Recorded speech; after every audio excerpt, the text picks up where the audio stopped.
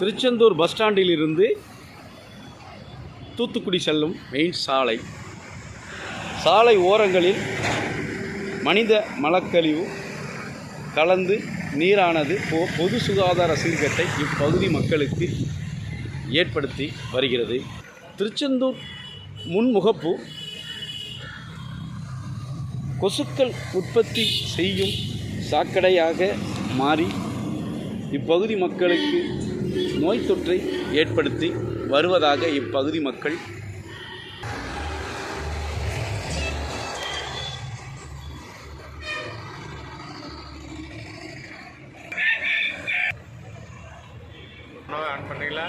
வணக்கம். திருச்செந்தூர் என்ட்ரன்ஸ் நுழைவாயில் மலம் கழிஞ்ச கழிவு சாக்கடை கடலில் தான் கலக்குது. இந்த தண்ணி போய் மலத்தோடு போய் கலக்குது.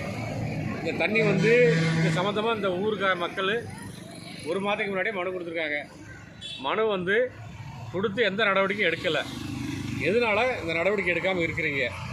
இப்போ இந்த சாக்கடை போய் கடலை கலந்து கடலில் வர்ற பக்தர்கள் புனித நீராட வர்றவங்க அசுத்தமாக இருக்கிறாங்க. இதுமேல் நடவடிக்கை எடுக்கணும். ஐயா ஆணையர் அவர்களே, நீங்கள் நேற்று அடியாள்கள் அனுப்பிச்ச மாதிரி என் வீட்டுக்கு அடியாள்கள் அனுப்பிடாதீங்க. இது மேல் நடவடிக்கை எடுங்க. இது ரொம்ப நகராட்சி நாரி போய் கிடக்குது.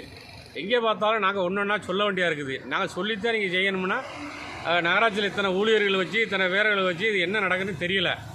எல்லா இடத்துக்கும் நாங்கள் சொல்லித்தான் செய்ய வேண்டியாக இருக்குது. நான் உடனடியாக நடவடிக்கை எடுங்க. மலம் கலந்து போகுது கடலுக்கு.